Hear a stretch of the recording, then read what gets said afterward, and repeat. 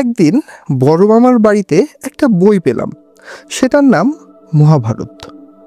কিন্তু সেটা মোটেই বড় বই নয়, মোট ৯৬ পাতা, পদ্যে নয় গদ্যে লেখা। আমার একটা খটকা লাগলো। দিদিমার ঘরে মোটা বইটার নাম মহাভারত, আর পাতলা বইটার নামও মহাভারত।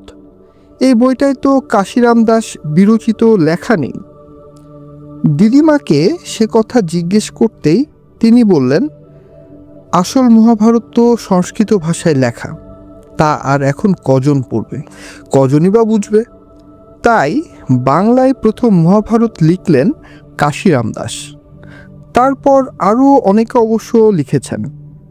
আমি মনে মনে ভাবলাম,